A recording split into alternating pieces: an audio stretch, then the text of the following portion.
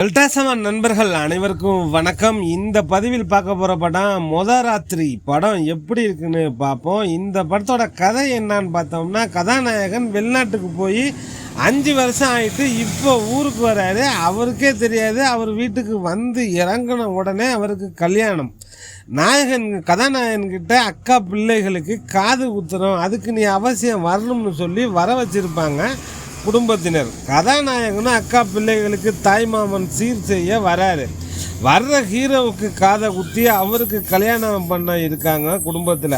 கல்யாண வேலையெல்லாம் தடப்புடலாக ஜரூராக நடந்துக்கிட்டு இருக்கு. மாப்பிள்ளை இன்னும் வரலன்னு கேட்டுக்கிட்டு இருக்காங்க பொண்ணு வீட்டில். அக்கா புருஷனை விட்டு மாப்பிள்ளையை போய் ஏர்போர்ட்டில் அழைச்சிட்டு வர சொல்கிறாங்க. ராத்திரிக்கு கட்டில் வேற இன்னும் வந்து சேரலேன்னு கவலையும் படுறாங்க.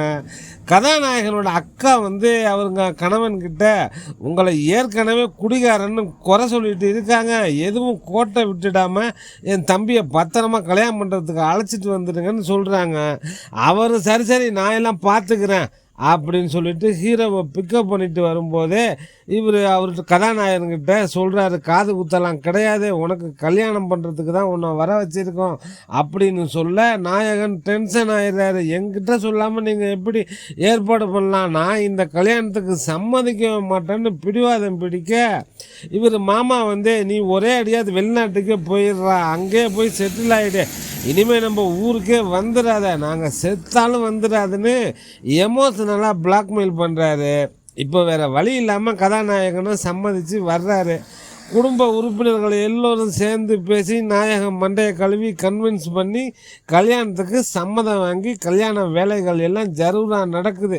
கல்யாணம் இவங்க என்ன சொல்கிறாங்கன்னா, கல்யாணம் பொண்ணுக்கிட்ட விஷயத்தை எல்லாத்தையும் சொல்லிட்டோம், அந்த பொண்ணு முழு சம்மதத்தோடு தான் கல்யாண வேலையெல்லாம் ஆரம்பிச்சிருக்கோம், நீ இப்போ வேண்டாம்னு சொன்னால் அந்த பொண்ணு வாழ்க்கை என்ன ஆகும், ஏற்கனவே ஒரு பொண்ணு இறந்து போயிட்டு இப்போ இது வேறு ஏதோ அபசகுணமாக ஆகிட போகுது அப்படிலாம் சொல்லி தான் சம்மதிக்க வைக்கிறாங்க.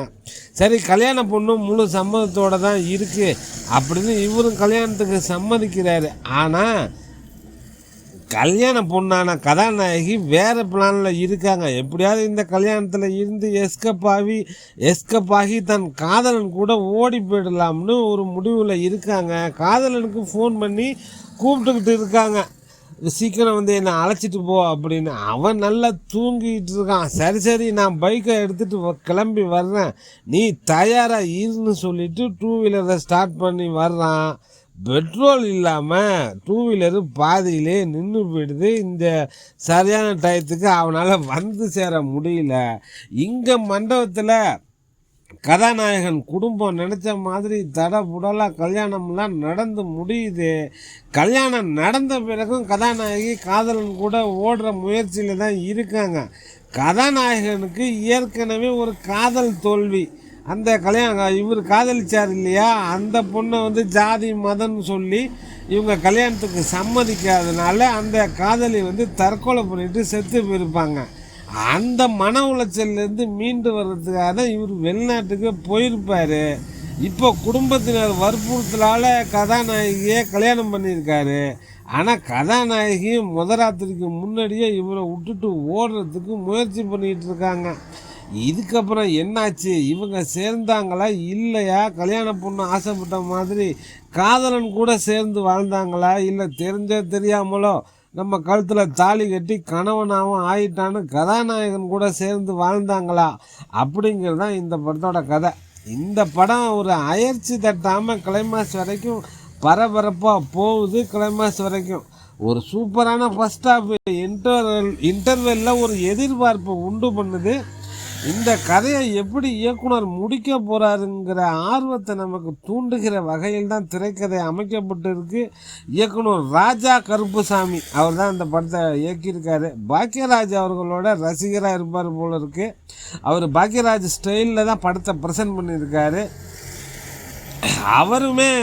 இயக்குனருமே ஒரு கதாபாத்திரத்தை ஏற்று நடிச்சிருக்காரு. இந்த மாதிரி ஒரு மலையாள படம் வந்திருக்கு, அந்த படத்தோட சாயல் கொஞ்சம் இருக்குது. ஆனால் தமிழில் இந்த மாதிரி கதை வந்ததில்லை. ரொம்ப நல்லா இருக்குது. ஒரு கல்யாணம் 24 மணி நேரத்தில் நடக்கிற சம்பவங்களை ஒரு திரைப்படமாக கொடுத்த ஐடியா சூப்பரு. அவர் நடிகர்கள் ரிஷிகாந்த், சேத்தன் வெங்கடேஷ், பகத், பக்ஸு, பகவதி பெருமாள்னு ஏகப்பட்ட நடிகைகள் எல்லோரும் அவங்கவுங்க எடுத்துக்கொண்ட கதாபாத்திரத்தை நிறைவாக செஞ்சுருக்காங்க. எல்லோரும் நடிச்சிருக்காங்கன்னே சொல்ல முடியாது. அந்த கதாபாத்திரமாகவே மாறி நின்று இருக்காங்க. இந்த படத்தோட இயக்குனர் ராஜா கருப்புசாமியே ஒரு காமெடி கலந்த ஒரு கேரக்டரை பண்ணியிருக்காரு. ரொம்பவே நல்லா பண்ணியிருக்காரு.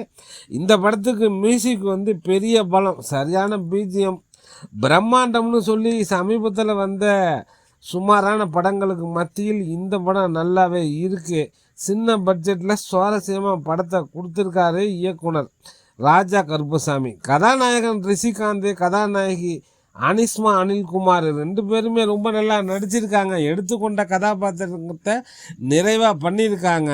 ஆகஸ்ட் 21, 2026 நம்ம ஊர் தியேட்டரில் வெளியாக இருக்குது. பார்க்கணுன்னு நினைக்கிறவங்க பாருங்கள். டெல்டா 7 நண்பர்களுக்கு நன்றிகள் பல.